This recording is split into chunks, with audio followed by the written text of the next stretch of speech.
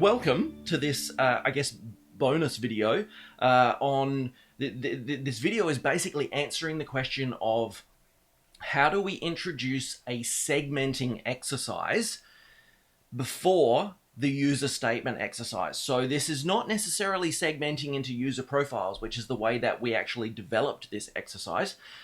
This is using a segmenting exercise to then take advantage of the user profile or the user statement exercise that you already have in both the Ultimate Niche Kit sprint as well as the Brand Sprint Blueprint. They both use the same user statement exercise, so this will work in either of those. So again, this is answering the question of what do we do if we get a client who has multiple users that they need to serve, and we need to segment them before we produce just an overarching brand umbrella, if you like, user statement. So I've created some slides based on the exercise that we used to do when we did this. So to put that in perspective, the context is that we used to do UX and UI strategy before we would ever develop a website with a client. This is back when we ran as an agency before we converted over to a consultancy. Now we just do purely brand strategy. So brand, messaging, naming, and product strategy. That's all we do. We don't do any of the creative, any of the web, any of the apps, any of the UI, UX, none of that. And if you're interested in knowing why we made those decisions, please feel free to reach out. I'll be very happy to discuss it with you, because it is something that as you move more into strategy, you may find yourself having to make those same decisions. So anyway, that's where this came from. This was originally a segmenting exercise that went into a user profile, and that profile was different to the user statement exercise in that it went a lot deeper on demographics, it went a lot deeper on characteristics. We found a lot of that was unnecessary. So when we pivoted over into this user statement model for the brand, we eliminated that section. But as we've discussed with people over the time, sometimes you do need to segment on behalf of a client, especially if you're moving on into those post-strategy engagements such as web or app or things like that, where you really do need to speak to multiple audiences. So that's where this came from. So just taking a look over here at my screen, I've produced these slides for you. They are really simple. They're just 3 slides. It's based on a hoodoo exercise, which there's a very, very broad, high-level explanation of a hoodoo exercise in the book Game Storming, which I would highly recommend everyone who's interested in running workshops grabs that book and has a read. It doesn't go into anywhere near the detail you would need if you're an overthinker or if you're introverted and you feel like you really want to deploy these things, which is certainly the majority of our clients and students. The ones that need the details, you know the level of detail that I go into in my slides. That's the reason why, is because most of these exercises, when they are explained elsewhere, it's very high level, doesn't really tell you how to do it. So that's where the hoodoo comes from, the hoodoo exercise. And it's essentially, it's 3 parts, and that's why I realized this could so easily be put into what you've already got existing in your Brand Sprint Blueprint or your Ultimate Niche Kit canvases inside Mural here. So looking at this, I'm looking at the Brand Sprint version, because the Brand Sprint user statement exercise has its own canvas, whereas on the Ultimate Niche Kit, it's crowded amongst other things. So I'm going to use this one just for demonstration. And just to quickly go through what we've got here, we've got segments, we've got goals, and we've got a name.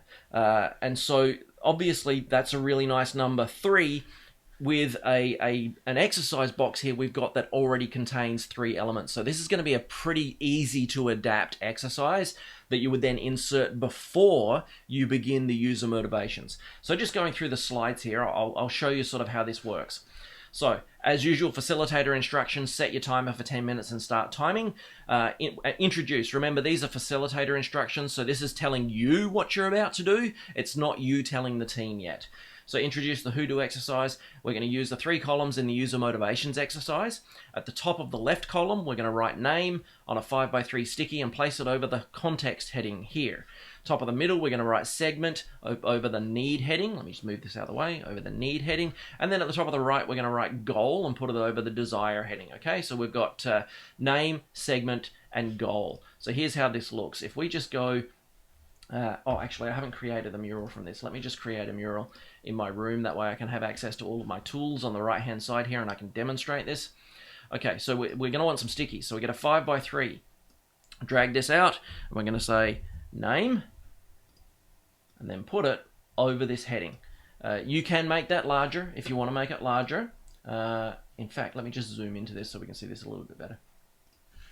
So if you want to make that larger to cover up the 1, again, you can just drag out the edge of that. But this is purely to demonstrate that we're changing the exercise in the eyes of our clients. Because remember, if we're in a mural room with them and they're looking at 3 different headings and we're now changing those headings, well, obviously we want to make sure that we're clear about what we're doing here. And then over here was going to be goal. Okay, so back to our slides. So we've got name, we've got segment, and we've got goal covering those headings. We're now repurposing these 3 columns for our segmenting exercise, okay? Explain. It's incredibly rare to find a company big enough to supply the needs of an entire market. Even the large ones need to break down the total demand into segments and choose those that the company is best equipped to handle. Before we can start defining users, we need to identify which segments of our audience are the most likely to, and then whatever the high-level goals of this exercise are that you're doing. So you will know this brand by now, whether you're in your niche sprint or whether you're in your brand sprint. You will know what the company does, who they do it for, and what the high-level goals are. So that might be that we want them to become brand advocates. In the event that we're discussing maybe a non-profit who's looking for donations, well, we want them to become maybe repeat donors, etc. So this is what you're going to put in here, while also being, and then same deal here, whatever the secondary high-level goal would be. It's one thing for people to love our brand, but it's pointless if they're not likely to X. Okay, same deal again there. So what we're going to do first is identify our key segment stakeholders and clarify their most important goals. So again, that's your explain section. That's your script.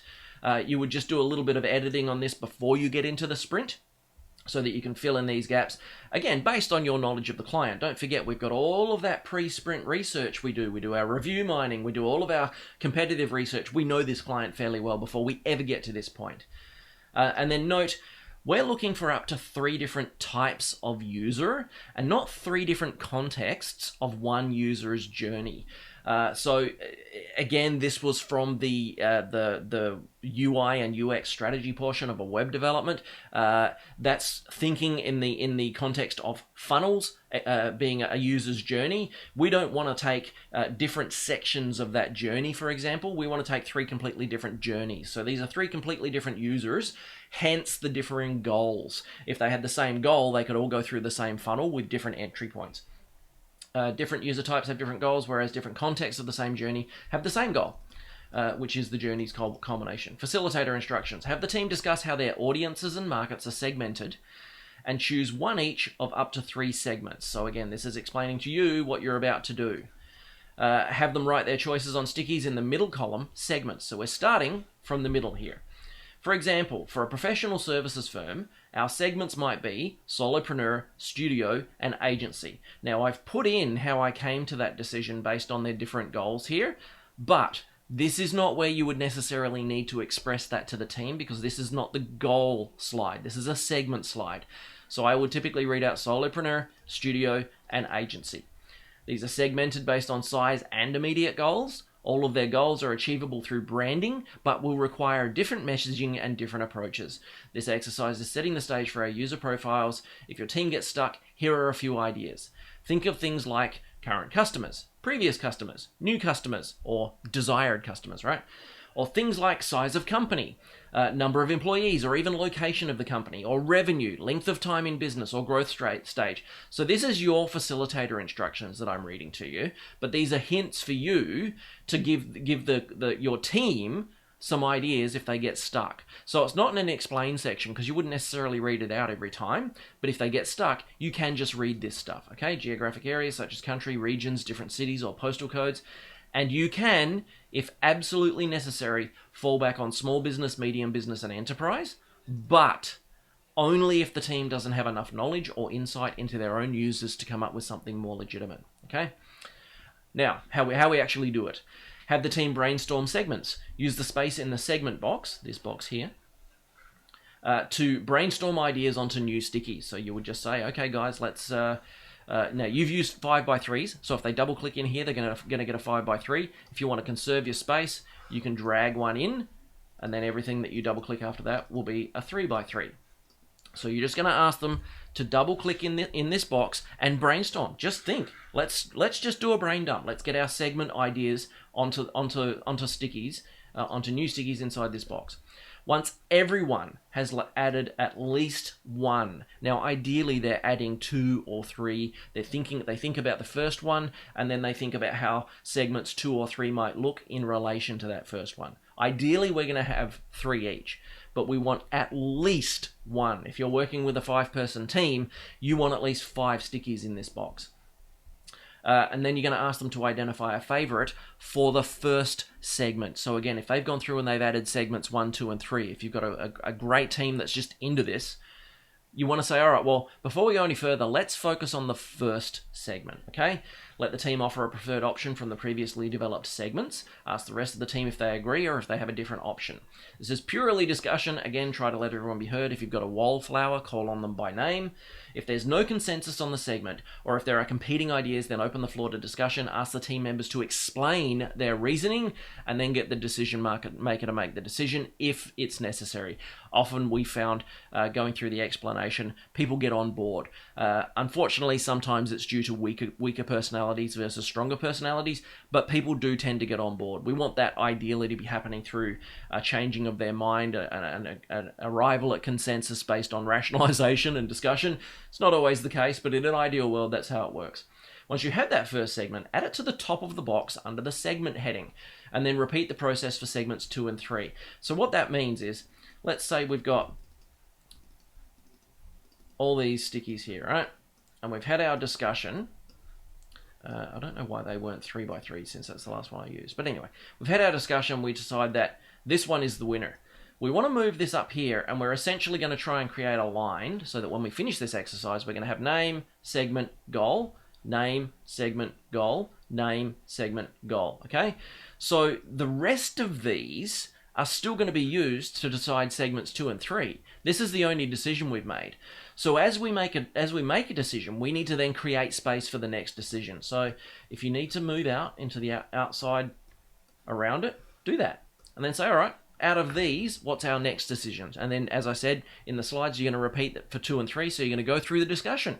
Who's got a favorite? Everyone explain your reasoning. No, we can't decide. Okay, let's hear from everyone who's got a different decision.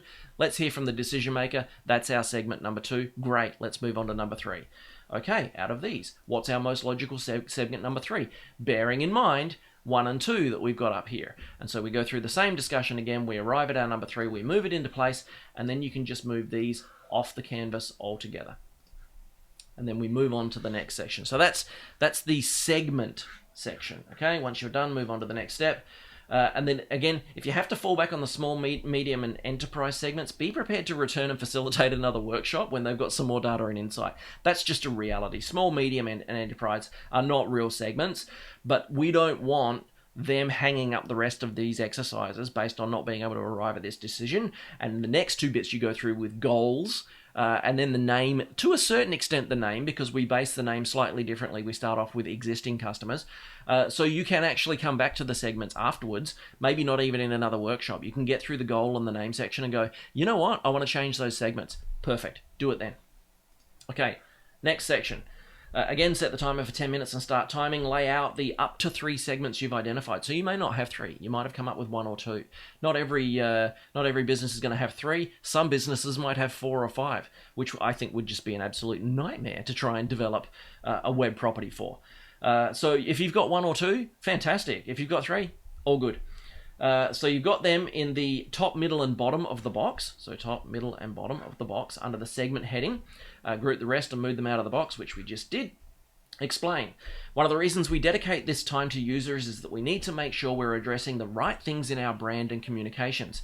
Most of us have different perspectives within our organizations, so we want to think of our products or services as a solution to a problem that our users are facing, or a goal that our users are trying to achieve. Now, I've got that in bold, and you can hear the emphasis I put on my voice when I read that I actually do that when I read this.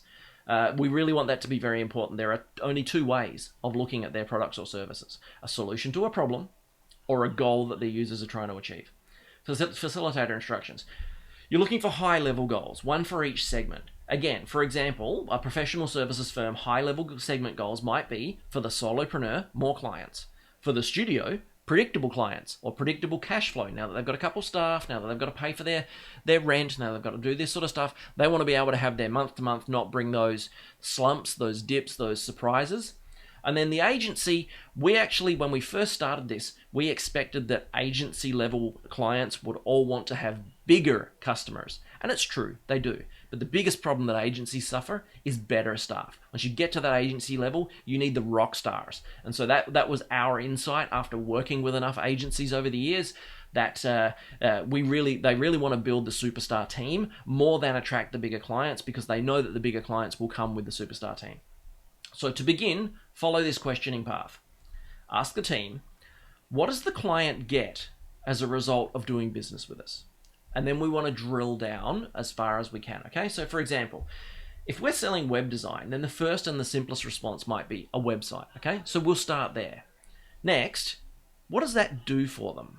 For example, does it get them more leads? Does it increase sales? Does it save money by eliminating the salespeople? Is it better brand recognition? We're looking for the most important, okay? So you can see here, getting them more leads might be something that the solopreneur gets or wants. Increasing sales might be something that the studio gets or wants. But at this point, we're not necessarily thinking from that segment perspective. We're just explaining some examples of what they might get. Note, in many cases, you'll only need to ask what does that do for them once.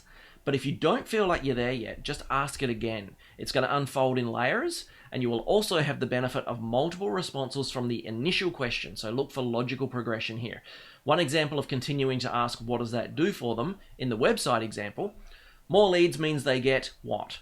Well, more sales. More sales means they get what? Well, more profit. More profit means they have what? Less stress, okay? Less stress means they have more free time. More free time means they can take more stress-free vacations with their family without financial risk to them or their businesses while they're gone. Interestingly, this is actually, this appears far more regularly, this type of response, far more regularly in the small business or the solopreneur with what they believe they want out of their business than it does in the CEO. Now, don't get me wrong, the CEO still wants this. It's just that this is less of their focus at the start. Facilitator instructions. Have the team focus on the goal for the first segment. Use the space in the goal box to brainstorm ideas onto new stickies. Once everyone has added at least one goal, ask the team to identify a favorite for the first segment. Let the team offer a preferred options from the previously developed goals. Ask the team if they agree. Purely discussion, etc. If there's no consensus, get them to explain and then get the decision maker. So here's what this looks like. We're going to do some brainstorming first, and we're going to come up with a whole bunch of these potential goals for the first segment. We've asked them to focus on for the first segment. Then we're just going to have a chat, and that chat is going to result in, we believe it's this one. This one is going to go up here in line with that. You can see we're building the line. Then you're just going to move all the others out the way so that you can logically continue this exercise into the second line. Then you're going to do the exact same discussion for numbers 2 and then number 3. So let's say number 3, we decided on this one here. We would probably need to do 2 moves here to get everything else out of the way. And then line it up. These lines don't need to be perfect, by the way. We've only got 3 in here. We're just looking at, let's try and make this a logical, at-a-glance progression. Once you have the goal for the first segment, add it in line and repeat the process for segments 2 and 3. Once you're done, move on to the next step. Note, as you run more sprints, you will start to see some of the same things coming up over and over, which I've always really enjoyed. It goes to show just how localized, I guess, we all really are in business. You may even already have that type of insight from some of your creative work. If you don't have a lot of experience in your client's industry, you can just Google the industry before the brand sprint or before the niche sprint, right? So that you're prepared. For example, benefits of industry, service, or product, and then you would put that in quotes so that Google looks for that exact phrase, that exact construction, and then just be prepared to think in terms of problems as well, and you can reverse engineer that problem into a goal. Okay, business problem always causes dissatisfaction for someone. When you see dissatisfaction, it means you've got a problem to fix. Okay, so that's the goal section. Last one's a little bit longer, 15 minutes and start timing. We're creating composite personas, so we don't want to base them on one existing client or contact. We want to create a composite of several existing clients or prospects who fit this segment. Ask your team to write down as many names of existing customers or prospects as they can, as they can think of, who fit the first segment on the stickies. One person per sticky. Expect 3 to 5 names each. Explain. There's way too much opportunity to muddy the water with existing experiences based around one single person rather than an entire segment. So we want to make sure we have enough different perspectives to draw a real insight from. Therefore, we're going to begin by naming as many clients or prospects as we can who fit this segment. So again, segment 1. This one. This is the only one we're interested in. Let me get rid of that. I'll do the 3x3s so that we've got a little bit more space. So, all we want them to do is all of them brainstorm some more names here.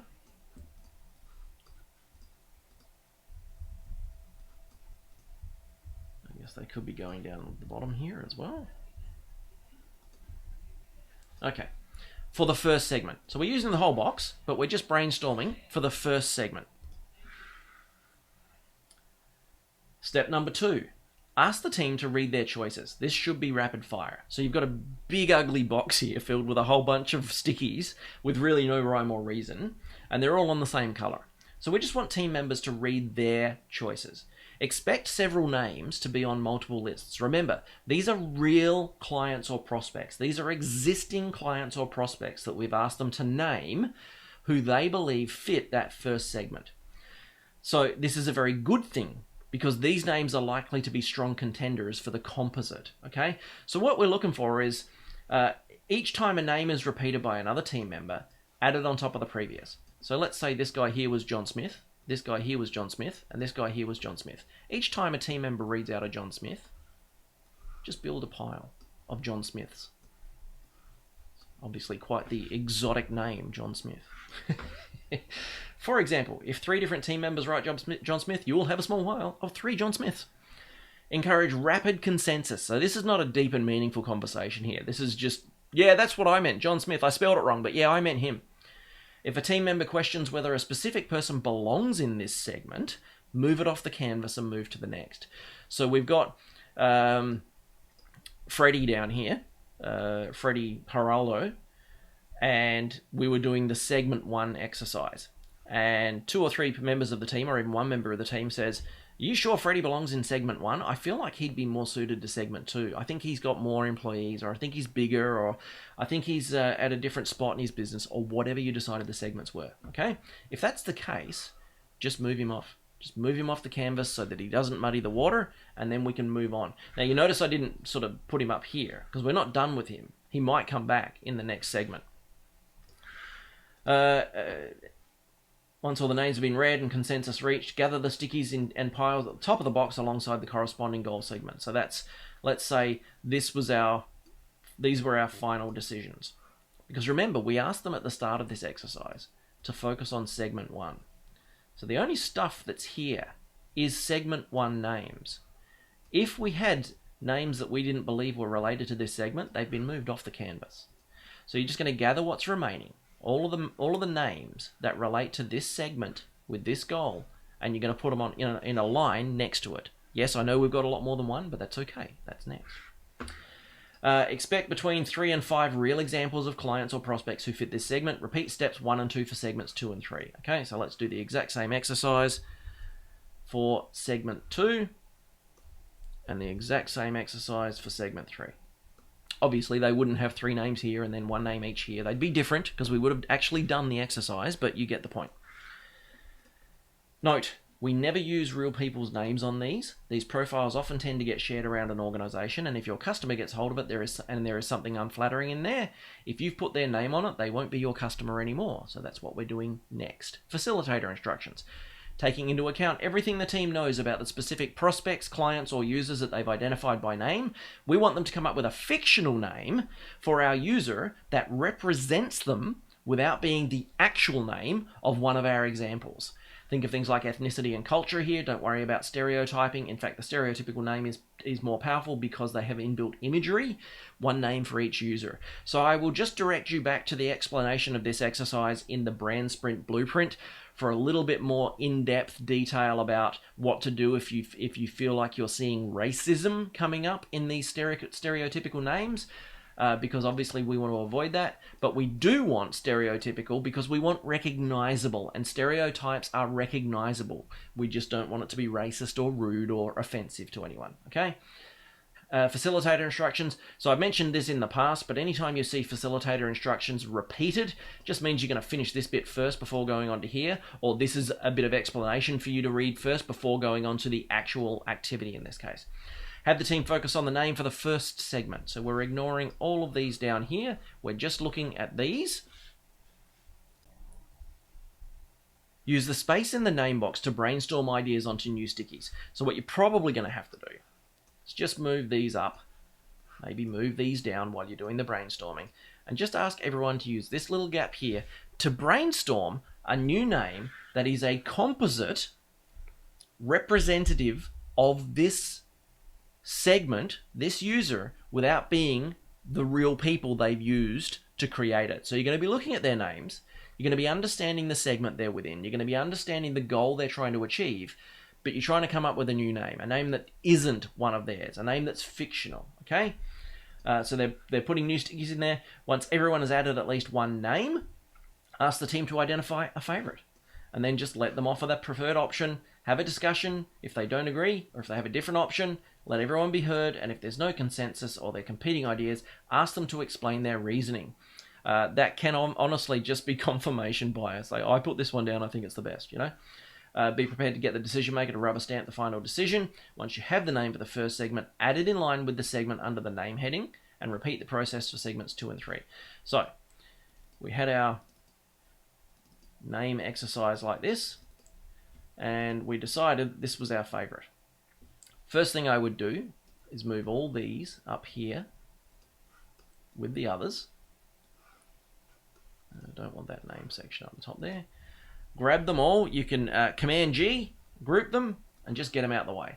Just make the space for yourself. Because again, we're not using everything we came up with here for each of these. Each one has its own little bunch of stuff that we came up with. Okay? Next thing, we're going to focus on number 2. Let me go back to my slides here. Repeat the process for segments 2 and 3. Once you're done, write the 3 name, segment, and goals on a single 5x3 sticky each, and move on to the user motivations exercise. Let me show you what I mean by that. Imagining we did more stickies for each of these, and we came up with names for all 3. And we just moved the rest of these out of the way. Once our decision has been made on these names, we want to have a new 5x3 sticky for each one. And on this 5x3 sticky, we're going to write the combination of all 3 of these elements. The name, the segment, and the goal will go on this for number 1. The name, the segment, and the goal will go on this for number 2. The name, the segment, and the goal will go on this for number 3. Once you've done that, you can then move these out the way. You can get all this stuff off of your canvas before we move on to the user motivations, and you can move this right off, by the way. Now, I don't really want to take my client name bit there. There we go. So you can get that right off your canvas. Now, some notes on the user motivations exercise, because this is, as I said, this is kind of a bonus exercise that's not necessarily going to be used every time you do a niche sprint or a brand sprint. So some notes you'll need to take into account when you do the user motivations exercise, having already done this one, okay? When you begin the user motivations exercise, place the sticky in the top of the box up here. So our first user motivations exercise, because remember we've segmented, so we're now going to do this 3 times, or 2 if you had 2 segments. We're going to do all 3 of these exercises 3 times to create legitimate segments, okay? So we're going to move the first one up here. We can get rid of these now, just delete them. Move these maybe off to the side so we remember what's going on here. My computer has ceased to work.